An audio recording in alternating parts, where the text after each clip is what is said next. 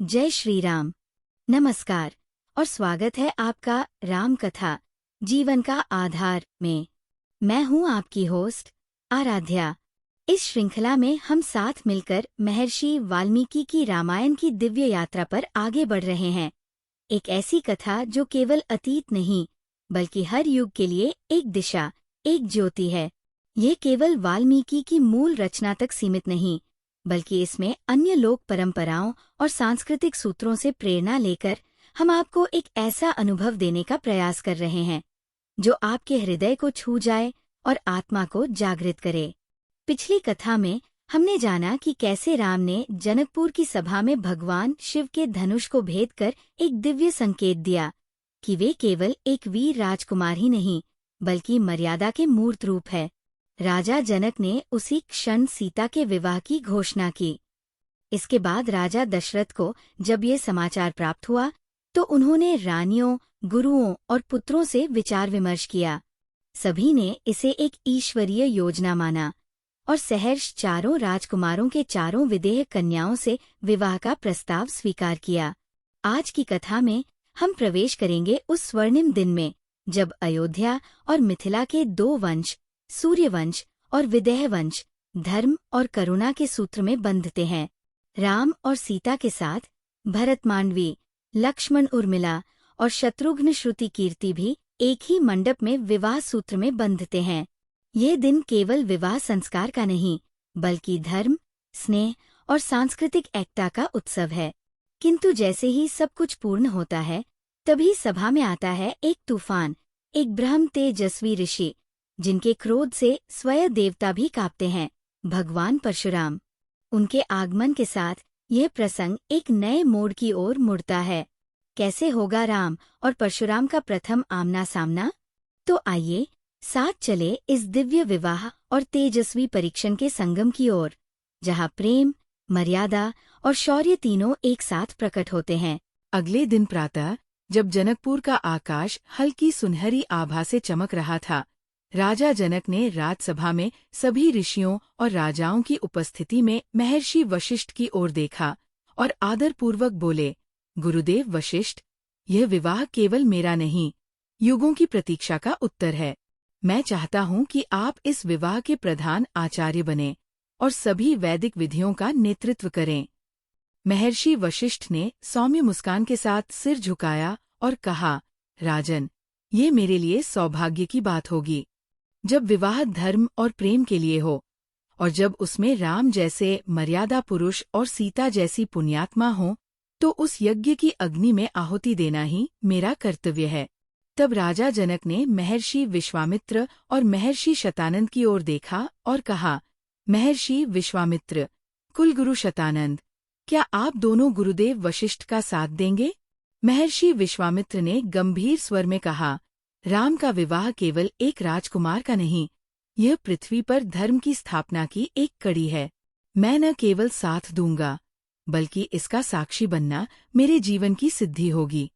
महर्षि शतानंद ने भी श्रद्धा से कहा, ये मेरे लिए पुण्य का क्षण होगा। हमारी सीता राम जैसे पुरुष से परिणय सूत्र में बंधे, इससे बड़ा सौभाग्य और क्या होगा? राजा जनक ने हाथ जोड़कर सभी का आभार व्यक्त किया। इसके बाद अगले दिन विवाह के पूर्व होने वाले दान और यज्ञ की विधियां आरंभ हुईं। राजा दशरथ ने अपने चारों पुत्रों के नाम पर अनगिनत गोदान का आयोजन किया। गुरु वशिष्ठ के निर्देश पर चारों राजकुमारों के नाम पर उन्होंने 4 लाख गायों का दान किया।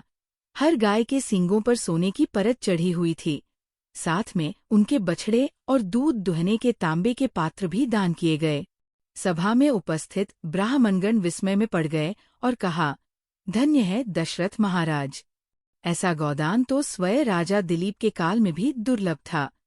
गौशालाओं से निकलती गायों की रंभाहट, ब्राह्मणों के मंत्रोच्चार और रानियों की भाव विह्वल आंखें, सब मिलकर एक ऐसा दृश्य रच रहे थे मानो स्वयं ब्रह्मा विश्व के लोकपालों के साथ विवाह का अनुष्ठान संपन्न कर रहे हों। राम, लक्ष्मण, भरत और शत्रुघ्न नम्र, शांत और दिव्यता से पूर्ण अपने पिता के पीछे खड़े थे। राजा दशरथ की आंखों में गर्व था, पर भावुकता भी थी। उन्होंने मन ही मन कहा, मैंने ये जीवन इन चारों के लिए ही जिया है। आज जब इनका भविष्य धर्म, प्रेम और पारिवारिक गौरव से जुड़ गया है, तो मेरा हृदय पूर्ण हो गया है। गोदान के उसी शुभ दिन, जब अयोध्या नरेश दशरथ ने 4 लाख गौं का दान करके धर्म और दानशीलता का आदर्श स्थापित किया, तभी जनकपुर की सीमा पर एक और रथ आकर रुका। रथ से एक तेजस्वी पुरुष उतरे और सीधे राजसभा की ओर बढ़े। राजा दशरथ ने उन्हें देखा और हर्ष से बोले, युधाजित। युधाजित ने झुककर प्रणाम करते हुए कहा, महाराज, मैं भरत का मामा हूँ, कैकेय देश का राजकुमार। मेरे पिता महाराज अश्वपति ने स्नेहपूर्वक आपके लिए कुशल समाचार भेजा है और जानना चाहा है कि आप, आपके पुत्र और मित्र सभी कुशलपूर्वक है। मैं भरत को लेने अयोध्या पहुंचा था, पर ज्ञात हुआ कि आप मिथिला में हैं। तब मैंने सोचा, इस मंगल अवसर का साक्षी बनूं और अपने भांजे को स्वयं देखूं। राजा दशरथ ने उन्हें सस्नेह आलिंगन किया और आदरपूर्वक अतिथि सत्कार कराया। वह रात्रि युधाजित ने चारों राजकुमारों के साथ हर्षपूर्वक बिताई। अगली भोर राजा दशरथ ने स्नान, ध्यान और पूजा के पश्चात महर्षि वशिष्ठ, महर्षि विश्वामित्र और अन्य ऋषियों के साथ यज्ञशाला की ओर प्रस्थान किया। महर्षि वशिष्ठ ने राजा जनक की ओर देखकर कहा, राजन, दशरथ नरेश ने सभी पूर्वकर्म पूर्ण कर लिए हैं। अब वे केवल आपके संकेत की प्रतीक्षा में हैं।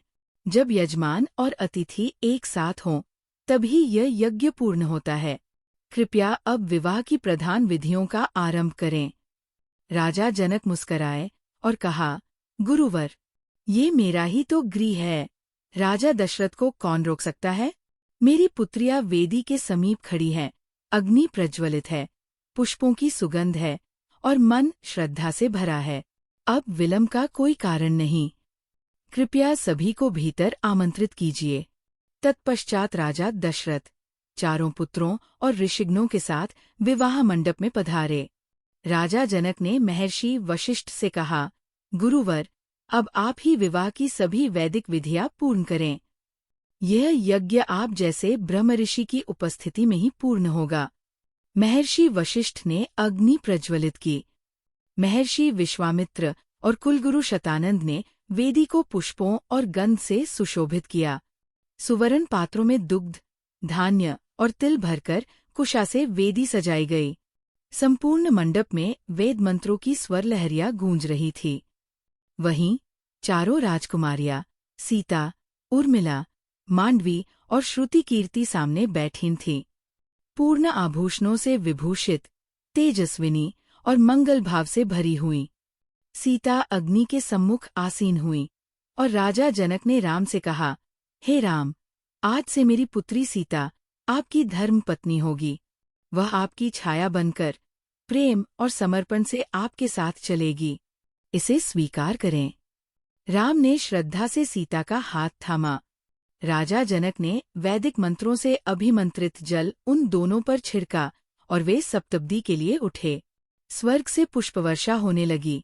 देवगणों की वाणी गूंजी, जय जय। अप्सराएं नृत्य करने लगीं और गंधर्वों ने स्वर्गीय वीणा पर मंगल राग छेड़ दिया। इसके बाद राजा जनक ने लक्ष्मण को पुकारा, वत्स लक्ष्मण, आओ, उर्मिला का हाथ ग्रहण करो। वह तुम्हारे साथ उसी तरह सदा चलेगी जैसे सीता राम के साथ। फिर भरत और शत्रुघ्न को संबोधित किया, भरत, ये मांडवी है, धैर्य और विवेक की मूर्ति। शत्रुघ्न, ये श्रुति कीर्ति, शांति और स्नेह की प्रतिमूर्ति है। इन्हें ग्रहण करो और उन्हें उसी श्रद्धा से संभालो जैसे वे तुम्हें समर्पण से निभाएंगी। चारों राजकुमारों ने अपने अपने वरण की गई राजकुमारियों के साथ वेदी की प्रदक्षिणा की। महर्षि वशिष्ठ, महर्षि विश्वामित्र और महर्षि शतानंद ने वैदिक विधियों से विवाह पूर्ण कराया। वह क्षण अपूर्व था, मानो स्वयं सृष्टिकर्ता ने ये विवाह लिखा हो। फिर सभी ऋषि, राजगण और परिजन आनंदित होकर अपने अपने स्थानों को लौटे। राजा जनक, राजा दशरथ और गुरुजन, सबके चेहरे पर संतोष, गर्व और आशीर्वाद की आभा थी। रात्रि बीत जाने के बाद प्रातःकाल जब आकाश सुनहरा हुआ, तब महर्षि विश्वामित्र ने राजा दशरथ और राजा जनक से विदा मांगी। उन्होंने चारों राजकुमारों को आशीर्वाद दिया, उनके जीवन में धर्म, विजय और मर्यादा की स्थापना की कामना की, और फिर हिमालय की ओर तपस्या हेतु प्रस्थान कर गए। महर्षि विश्वामित्र के प्रस्थान के पश्चात राजा दशरथ ने विनम्रता से राजा जनक से अयोध्या लौटने की अनुमति मांगी। राजा जनक ने श्रद्धा से उन्हें विदा दी और स्वयं कुछ दूर तक उनके रथ के साथ चले। राजा जनक ने विदाई के समय अपनी पुत्री सीता के सम्मान में राजा दशरथ को 1,00,000 गायों, ऊन और रेशमी वस्त्र, सुंदर अलंकरणों से सजे हाथी, घोड़े और रथ, पुरुष और स्त्री सेवक, स्वर्ण, मोती और मूंगे की अपार संपत्ति भेंट में दी। उनके मुख पर एक संतुष्टि की चमक थी, मानो यह दान किसी राजा को नहीं, बल्कि एक धर्मावतार को समर्पण हो। राजा दशरथ ने राजा जनक को आलिंगन किया और बोले, राजन, यह मिलन केवल 2 कुलों का नहीं, 2 संस्कृतियों और 2 धर्मपथों का संगम है। मैं आज स्वयं को अत्यंत सौभाग्यशाली अनुभव कर रहा हूँ। इसके पश्चात राजा दशरथ अपने चारों पुत्रों, ऋषियों और विशाल सेना के साथ अयोध्या की ओर प्रस्थान करते हैं। परंतु कुछ दूर चलने पर मार्ग में कुछ अजीब घटित होने लगा। आकाश में अशुभ पक्षियों की चीखें गूंजने लगीं और हिरणों के झुंड भयभीत होकर बाएं से दाएं दौड़ते हुए मार्ग पार करने लगे। राजा दशरथ ने चिंतित स्वर में महर्षि वशिष्ठ से पूछा, गुरुदेव, ये पक्षियों की चीखें और ये पशु व्यवधान किस अनिष्ट का संकेत दे रहे हैं? मेरा हृदय व्याकुल हो उठा है। महर्षि वशिष्ठ ने शांत भाव से उत्तर दिया, राजन, पक्षियों का ऐसा व्यवहार किसी गंभीर संकट का संकेत है, परंतु हिरणों का बाएं से दाएं मार्ग पार करना दर्शाता है कि वह संकट शीघ्र ही समाप्त भी हो जाएगा। धैर्य रखें। वे अभी ये वार्ता कर ही रहे थे कि धरती कांपने लगी, विशाल वृक्ष गिरने लगे, आकाश में धूल के बादल छा गए और दिशाएं दृष्टिगत होना बंद हो गई। समस्त सेना भयभीत होकर स्तब्ध खड़ी हो गई। केवल महर्षि वशिष्ठ, राजा दशरथ और चारों राजकुमार स्थिर और निश्चल थे। कुछ समय बाद जब धूल छंटी और वातावरण थोड़ा स्पष्ट हुआ, तभी मार्ग के एक ओर से एक दिव्य तेज प्रकट हुआ। एक मुनि, मजबूत कंधों पर फरसा, हाथ में धनुष, जटाजूट और नेत्रों में प्रचंड तेज लिए प्रकट हुए। वह थे परशुराम। ऋषियों में कानाफूसी होने लगी। क्या ये वही परशुराम हैं जिन्होंने पहले क्षत्रिय वंश का समूल विनाश किया था? क्या फिर से क्रोध में आकर उन्होंने अपना युद्ध आरंभ किया है? कुछ ऋषियों ने आगे बढ़कर उन्हें विधिपूर्वक अर्घ्य अर्पित किया और कहा, हे परशुराम, कृपया ये अर्घ्य स्वीकार करें। परशुराम ने अर्घ्य स्वीकार किया। उनकी आंखें यथावत जली हुई अग्नि की भांति दीप्त थीं। परशुराम के उस तेजस्वी और प्रचंड स्वरूप को देखकर राम और लक्ष्मण दोनों स्तब्ध रह गए। उनकी जटाएं जैसे बिजली की लपटें हों, नेत्रों से जैसे अग्नि निकल रही हो, और उनकी उपस्थिति से संपूर्ण वनक्षेत्र जैसे थरथरा उठा था। राम ने अपने गुरु वशिष्ठ की ओर देखकर धीरे से पूछा, गुरुदेव, ये दिव्य पुरुष कौन है? इनका स्वरूप ऋषियों जैसा है, परंतु इनके नेत्रों में क्रोध का समुद्र क्यों है? लक्ष्मण भी वहीं खड़े होकर बोले, मैंने तो किसी मुनि को इतने प्रचंड रूप में नहीं देखा। क्या यह कोई राक्षस है या फिर कोई ऐसा तपस्वी जो युद्धकला में निपुण हो? राम और लक्ष्मण के प्रश्नों के उत्तर में महर्षि वशिष्ठ ने एक गहरी सांस ली, जैसे वे स्मृति में बहुत पीछे लौट रहे हों। उन्होंने कहा, वत्स, यदि तुम्हें परशुराम के प्रचंड रूप को समझना है तो पहले उनके जन्म की कथा जानना आवश्यक है, क्योंकि उस जन्म की नींव में ही अग्नि छुपी है। महर्षि वशिष्ठ ने कहना आरंभ किया, राम, परशुराम का जीवन केवल युद्ध, तप या शक्ति की कहानियां नहीं, बल्कि विधि के विचित्र खेल और आंतरिक संघर्ष की गाथाएं हैं। उनका जन्म भी इस लीला का प्रतीक है। बहुत समय पहले की बात है। भृगु वंश के एक महान तपस्वी ऋषि थे, महर्षि ऋचिक। उन्होंने राजा गाधी की पुत्री सत्यवती से विवाह किया। जब सत्यवती और उनकी माता ने ऋषि ऋचिक से संतान प्राप्ति का आशीर्वाद मांगा, तो ऋषि ने दोनों के लिए विशेष मंत्रों से अभिमंत्रित 2 अलग अलग पेय तैयार किए, एक ब्राह्मण तेज और संयम से युक्त पुत्र के लिए, और दूसरा क्षात्र तेज, पराक्रम और रणकौशल से युक्त पुत्र के लिए। परंतु उसी समय सत्यवती की माता ने उनसे कहा, बेटी, मुझे वो भाग दे दो जो तुम्हारे लिए है। मैं चाहती हूँ कि मेरा पुत्र भी तेजस्वी ब्राह्मण बने। ममता और श्रद्धा में डूबी सत्यवती ने उनकी बात मान ली और दोनों ने अपने अपने पात्र बदल लिए। जब महर्षि ऋचि को इस अदलाबदली का पता चला तो उन्होंने गंभीर स्वर में कहा, अब तुम्हारे गर्भ से एक ऐसा पुत्र जन्म लेगा जो क्षात्र तेज से भरा होगा, उग्र, पराक्रमी और धर्मरक्षक। और तुम्हारी माता के गर्भ से जन्म लेगा एक ब्राह्मण पुत्र, शांत, संयमी और विद्वान। सत्यवती ने उनसे विनती की कि वह यह परिणाम बदल दे। महर्षि ऋचीक ने उसे क्षमा करते हुए कहा, मैं इसका परिणाम नहीं टाल सकता। अब तुम्हारा पुत्र ब्राह्मण होगा, किंतु उसका पुत्र अर्थात तुम्हारा पौत्र क्षत्रिय गुणों से परिपूर्ण होगा और उसके पराक्रम से यह पृथ्वी कांप उठेगी। इस प्रकार सत्यवती से उत्पन्न हुए ऋषि जमदग्नि और उनके पुत्र बने परशुराम, धर्म के रक्षक, विष्णु के 6ठे अवतार। और सत्यवती की माता से उत्पन्न हुआ विश्वामित्र, एक क्षत्रिय राजा जो तप के मार्ग पर चलकर ब्रह्मर्षि बने। राम ने गहरी श्रद्धा से पूछा, गुरुदेव, तो आदरणीय परशुराम और महर्षि विश्वामित्र दोनों एक ही घटना से जन्मे विरोधाभास हैं? महर्षि वशिष्ठ मुस्कराए और कहा, हाँ राम, विधाता का ये अद्भुत संतुलन है। एक में तप से रौद्र रूप जागा और दूसरे में युद्ध से ब्रह्मा तेज प्रकट हुआ। जिसे ब्राह्मण बनना था वह योद्धा हुआ और जिसे योद्धा बनना था वह ब्राह्मण के रूप में प्रकट हुआ। पर दोनों ही तप और कर्म के मार्ग पर चलकर ब्रह्म तेज और क्षात्र तेज दोनों के प्रतीक बन गए। महर्षि विश्वामित्र ने तप से ब्रह्मर्षि पद प्राप्त किया और परशुराम अपने पिता जमदग्नि की हत्या के बाद क्षत्रियों का सहार करके धर्म की रक्षा के लिए विख्यात हुए। राम ने विस्मय और श्रद्धा से पूछा, गुरुदेव, तो क्या परशुराम का ये तेज उसी आंतरिक संघर्ष और अदलाबदली की कथा से उत्पन्न है? महर्षि वशिष्ठ ने गंभीर होकर उत्तर दिया, हाँ वत्स, परशुराम की आत्मा में क्षत्रिय और ब्राह्मण दोनों का संगम है। इसी कारण वे शस्त्र भी उठाते हैं और वेदों का उच्चारण भी करते हैं। इसी द्वंद्व से उनका प्रचंड स्वरूप उपजा है जो आज तुम्हारे समक्ष खड़ा है।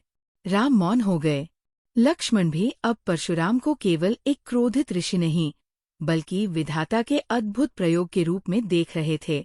महर्षि वशिष्ठ ने राम और लक्ष्मण की जिज्ञासा देखकर आगे कहना आरंभ किया, वत्स, परशुराम का जीवन केवल शस्त्रबल का प्रतीक नहीं बल्कि त्याग, तप और कठोर आज्ञा पालन का जीवंत उदाहरण है। उनके पिता महर्षि जमदग्नि केवल तेजस्वी ऋषि ही नहीं बल्कि वेदों और मर्यादा के रक्षक भी थे। उनके लिए धर्म सर्वोपरि था, चाहे उसका मूल्य कुछ भी हो। एक दिन की बात है, महर्षि जमदग्नि ने देखा कि उनकी पत्नी माता रेणुका, जो सदैव पवित्र और संयमित मानी जाती थी, एक क्षण के लिए मन से विचलित हो गई। उनके हृदय में एक भाव क्षणिक रूप से जाग उठा और ये बात ऋषि की दिव्य दृष्टि से छिपी न रही। उन्होंने अपने सबसे छोटे पुत्र परशुराम को बुलाया और कठोर वाणी में कहा, वत्स, यदि तू मेरा सच्चा पुत्र है और धर्म को जानता है तो अभी जाकर अपनी माता और अपने चारों भाइयों का वध कर दे, क्योंकि उन्होंने मेरी आज्ञा और कुल की मर्यादा का उल्लंघन किया है। राम और लक्ष्मण स्तब्ध रह गए। लक्ष्मण ने व्याकुल होकर पूछा, गुरुदेव, क्या परशुराम ने? सच में? महर्षि वशिष्ठ ने गहरी सांस लेते हुए कहा, हाँ लक्ष्मण, एक क्षण की शंका किए बिना परशुराम ने अपने पिता की आज्ञा का पालन किया। उन्होंने अपनी माता और चारों भाइयों का वध कर दिया, क्योंकि उनके लिए पिता की वाणी ही शास्त्र थी और आज्ञा ही धर्म। उनके हाथ नहीं कांपे, लेकिन हृदय में एक आग थी, एक ऐसी अग्नि जो क्रिया में नहीं संकल्प में जल रही थी।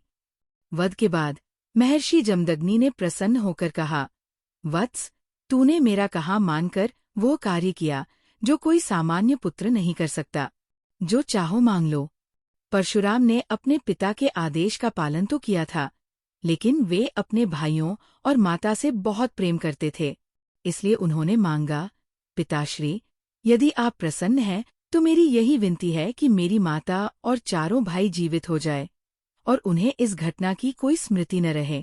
तब महर्षि जमदग्नि ने वरदान दिया और रेणुका तथा उनके चारों पुत्र पुनर्जीवित हुए, बिना किसी पीड़ा या स्मृति के। परंतु परशुराम का हृदय उस दिन से परिवर्तित हो गया।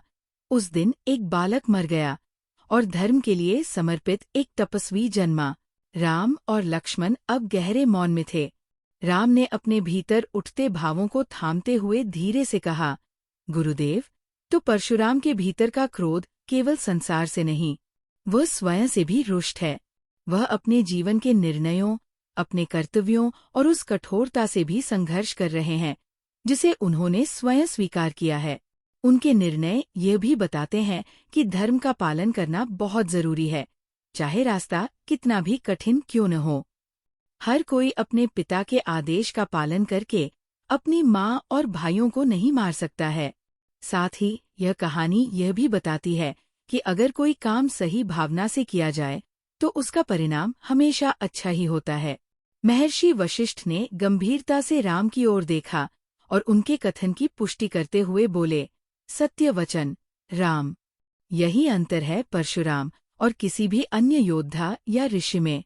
वे केवल ब्राह्मण नहीं हैं और केवल क्षत्रिय भी नहीं हैं। वे उन विरलों में हैं जो ऋषि और योद्धा दोनों का सम्मिलन है। यही उनका युग धर्म है। यही उन्हें एक युग का निर्णायक बनाता है। महर्षि वशिष्ठ ने कुछ क्षण रुके और फिर एक और प्रसंग सुनाया। वत्स, परशुराम का जीवन केवल पिता की आज्ञा के पालन तक सीमित नहीं। एक और क्षण था जिसने उनके अंत करण को सदा के लिए बदल दिया। एक दिन महर्षि जमदग्नि के आश्रम में एक अत्याचारी और अहंकारी क्षत्रिय राजा कार्तवीर्य अर्जुन अपनी शक्ति और धन के नशे में चूर होकर आया। उसने आश्रम की कामधेनु गाय देखी जो ऋषियों के लिए बलिदान और संतुलन का माध्यम थी। उसने बलपूर्वक गाय छीन ली। असहाय ऋषि, जो गाय से प्यार करते थे, ने जंगल में सेना का पीछा किया। उनकी अवज्ञा से क्रोधित होकर राजा की सेना ने महर्षि जमदग्नि को मार डाला और कामधेनु को राजा की राजधानी में ले गए। लंबे इंतजार के बाद रेणुका ने अपने पति की खोज शुरू की। उन्हें खून से लथपथ लगभग मृत पाया। रेणुका ये दृश्य देखकर बेहोश हो गई और जब वो होश में आई तो विलाप करने लगी। जब परशुराम ने उसे पाया तो वह उनकी ओर मुड़ी और अपनी छाती को 21 बार पीटा। जब परशुराम को ये ज्ञात हुआ तो उनके भीतर वही अग्नि धधक उठी जो धर्म के उल्लंघन पर जन्म लेती है। उन्होंने क्षत्रिय होने के मद में चूर उस राजा को रणभूमि में पराजित ही नहीं, उसका अंत भी कर दिया। परशुराम ने संकल्प लिया कि जब तक पृथ्वी पर ऐसे अहंकारी और धर्म विरुद्ध क्षत्रिय जीवित हैं, मैं उन्हें समाप्त करता रहूंगा। उसी क्षण उन्होंने 21 बार पृथ्वी को क्षत्रिय विहीन करने का प्रण लिया। वे रण में गए और एक एक कर संपूर्ण भारतवर्ष के क्षत्रियों को समाप्त करते चले गए। राम और लक्ष्मण अब परशुराम को किसी सामान्य योद्धा के रूप में नहीं, बल्कि एक अंदरूनी तूफान से ग्रसित तपस्वी के रूप में देख रहे थे। महर्षि वशिष्ठ ने राम की ओर देखते हुए गहरी बात कही। परशुराम के जीवन के ये 2 क्षण, एक जब उन्होंने पिता की आज्ञा पर अपने परिवार को वध किया और दूसरा जब उन्होंने धर्म की रक्षा के लिए संपूर्ण क्षत्रिय वर्ग को चुनौती दी। इन्हीं 2 क्षणों ने उन्हें गढ़ा। एक तरफ वे आत्म बलिदान के प्रतीक हैं, दूसरी ओर धर्म की रक्षा हेतु भीषण संकल्प के अधिष्ठाता। इसलिए राम, वे केवल कोई क्रोधित ऋषि नहीं, वे एक चेतना है जो धर्म, अन्याय, तप और आक्रोश के मध्य एक स्थायी युद्ध लड़ रही है। इसी द्वंद्व में वे जीवन जीते हैं और यही उन्हें भगवान विष्णु के परशु रूप का जीवंत प्रतीक बनाता है। राम ने अब परशुराम को समझ लिया था। वह केवल बाहर का युद्ध नहीं लड़ रहे थे, वह भीतर के भीषण द्वंद्व के सेनापति भी थे। महर्षि वशिष्ठ ने आगे कहा, एक समय की बात है जब महाराज गाधी के पुत्र हमारे पूज्य महर्षि विश्वामित्र स्वयं एक महापराक्रमी क्षत्रिय राजा थे। उन्हीं दिनों परशुराम ने समस्त पृथ्वी से क्षत्रियों का विनाश कर दिया था और उनका तेज इतना प्रचंड था कि देवता भी भयभीत रहते थे। विश्वामित्र को ये बात भीतर तक विचलित कर गई कि एक ब्राह्मण क्षत्रियों को यूं मिटा सकता है और कोई उसका प्रतिकार नहीं कर सकता।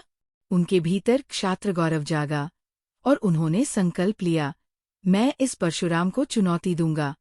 मैं दिखाऊंगा कि क्षत्रिय केवल पराजय के लिए नहीं जन्म लेते।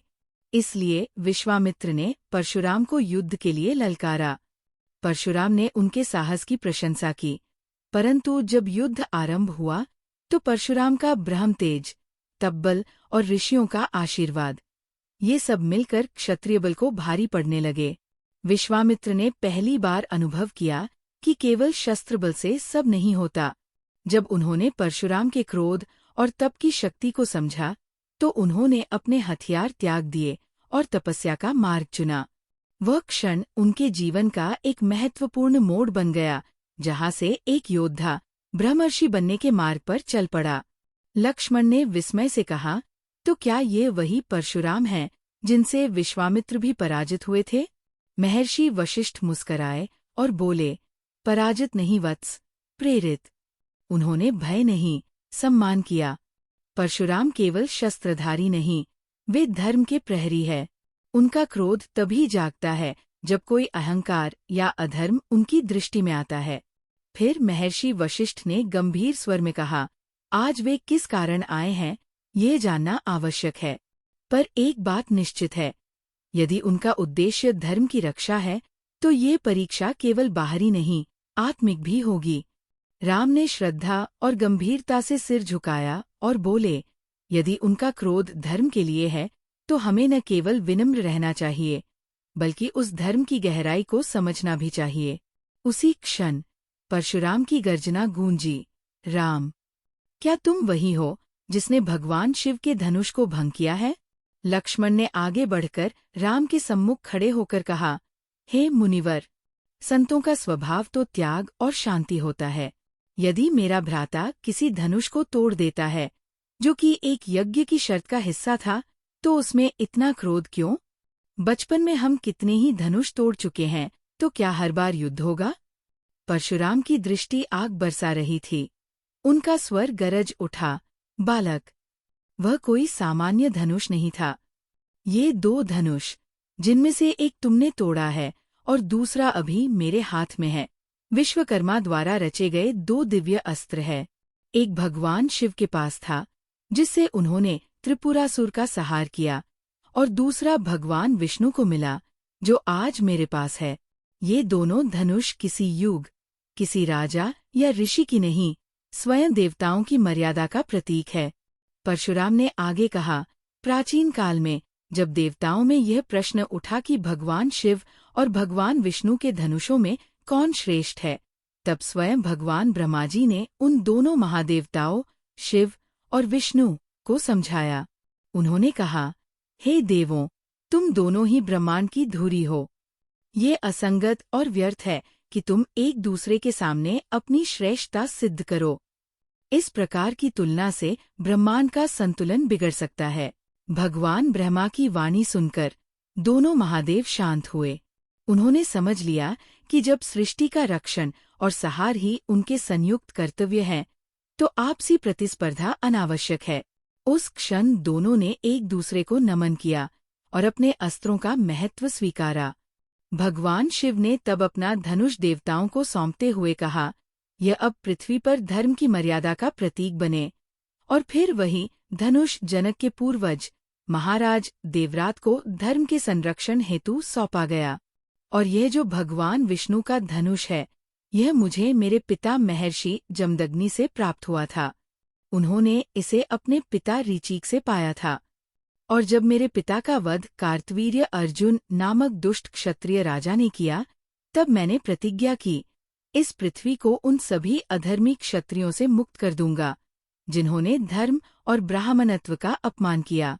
राम अब धीरे धीरे आगे बढ़े। उनका चेहरा शांत था, नेत्रों में तेज और ओष्ठों पर नम्रता।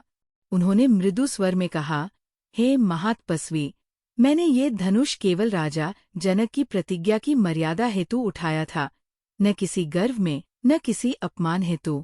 यदि आप इसे मेरा अपराध मानते हैं तो मैं उसका उत्तर देना अपना धर्म समझता हूँ। परशुराम ने उसकी ओर देखा। उसकी आंखों में आग थी, पर हृदय में जिज्ञासा थी। उन्होंने कहा, अगर तुम में शक्ति है तो भगवान विष्णु का ये धनुष लो और इस पर बाण चढ़ाकर दिखाओ। अगर तुम ऐसा कर पाए तो मैं समझ जाऊंगा कि तुम्हें सचमुच भगवान शिव के धनुष पर प्रत्यंचा चढ़ाने की क्षमता है।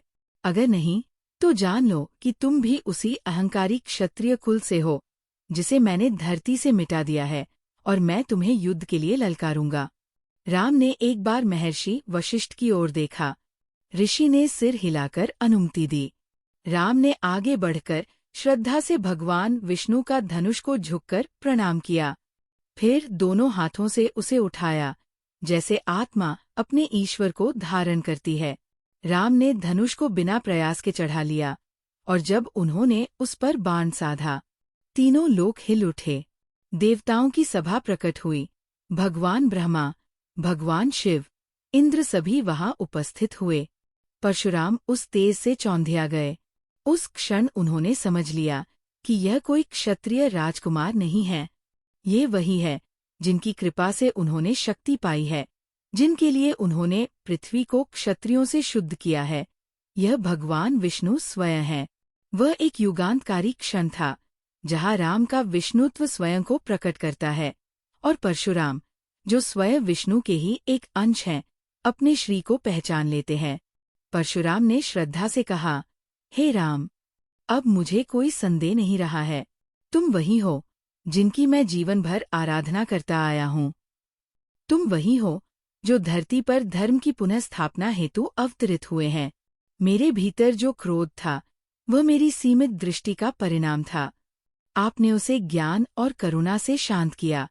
राम ने विनम्रता से उनका सम्मान स्वीकार किया और बोले, हे तपस्वी शिरोमणि, आपका आगमन मेरे जीवन का सौभाग्य है। यदि मेरी उपस्थिति से आपके भीतर का संतुलन पुनः स्थापित हुआ है तो मैं स्वयं को धन्य समझता हूँ। परशुराम ने राम की परिक्रमा की और बोले, हे रघुकुलनायक, अब मैं महेंद्र पर्वत लौटता हूँ, जहाँ मैं योग और तप का जीवन पुनः आरंभ करूंगा। ये धनुष और ये तेज अब आपके हाथों में ही सुरक्षित है। राम ने धनुष को वरुण देव को समर्पित किया, जिससे वह ब्रह्मांड की सुरक्षा में स्थापित हो जाए। परशुराम के प्रस्थान के बाद जैसे ही वातावरण से धूल और भय का आच्छादन हटा, प्रकाश पुनः फैल गया। राजा दशरथ ने अपने पुत्र राम को हृदय से लगा लिया। इसके बाद उन्होंने अयोध्या के लिए वापसी यात्रा शुरू की। अयोध्या में रथों पर ध्वजाएं फहरा रही थीं, नगाड़े बज रहे थे और नागरिक स्वागत की तैयारियों में व्यस्त थे। अयोध्या में जैसे ही राजा दशरथ के रथ के पहिए नगर द्वार प्रवेश किए, नगरवासियों ने जयघोष से संपूर्ण दिशा गुंजा दी। गलियों में केसर मिश्रित जल का छिड़काव हुआ, पुष्पों की वर्षा होने लगी। राजमहल में रानियां कौशल्या, सुमित्रा और कैकेयी वधुओं के स्वागत के लिए मंगल थाल लेकर खड़ी थी। जैसे ही सीता, उर्मिला, मांडवी और श्रुति कीर्ति महल में प्रविष्ट हुई, रानियों ने उन्हें गले लगाया और कहा, आज हमारे कुल में केवल बहुएं नहीं आई हैं, वरन चारों वेद, चारों आश्रमों की मर्यादा और चारों दिशाओं की करुणा आई है। चारों वधुओं को उनके गृह में विधि पूर्वक पहुंचाया गया। मंदिर में पूजन के बाद उन्होंने अपनी सासों और परिवार के सभी बड़ों को प्रणाम किया और धर्म, सेवा और ममता का मार्ग अपना लिया। राम और सीता का गृहस्थ जीवन आदर्श का प्रतीक बन गया। सीता हर क्षण राम के मन की बात को बिना कहे समझ जाती, और राम उनका सम्मान एक सच्चे मित्र, जीवन साथी और धर्मपति की भांति करते। राम ने अपने पिता की सेवा, गुरु की भक्ति, माता की श्रद्धा और प्रजा की भलाई को अपने जीवन का व्रत बना लिया। अगली कथा में हम आत्मचिंतन और बोध के अध्याय में जाएंगे, जहां बालकांड की समस्त घटनाओं का सारांश प्रस्तुत किया जाएगा। ये वो क्षण होगा जब हम पीछे मुड़कर देखेंगे कैसे राम और लक्ष्मण ने गुरु विश्वामित्र के सानिध्य में धर्म, युद्ध नीति और विनम्रता का अभ्यास किया। कैसे अहल्या के उद्धार से लेकर शिव धनुष के भेदन तक राम ने केवल पराक्रम नहीं बल्कि मर्यादा और सहानुभूति का परिचय दिया, और कैसे जनकपुर में संपन्न हुए विवाह केवल 4 युगलों का मिलन नहीं बल्कि 2 वंशों, 2 संस्कृतियों और 2 जीवन दृष्टियों का दिव्य संगम बना। ये समीक्षा हमें याद दिलाएगी कि रामायण केवल घटनाओं की श्रृंखला नहीं बल्कि जीवन को दिशा देने वाली शाश्वत शिक्षा है। तो आइए जुड़िए हमारे साथ अगले भाग में, जहां हम बालकांड के उन सबकों को संजोएंगे जो आज भी हर युग, हर हृदय और हर घर में प्रासंगिक है। इस दिव्य कथा को सुनने के लिए आपका हृदय से धन्यवाद। कृपया इसे अपने परिवार, मित्रों और आने वाली पीढ़ियों के साथ साझा करें ताकि श्रीराम की यह जीवन यात्रा सबके जीवन को धर्म, शांति और आलोक से आलोकित कर सके। भगवान श्रीराम आपके जीवन को मर्यादा, प्रेम और करुणा से भर दें। जय श्री राम।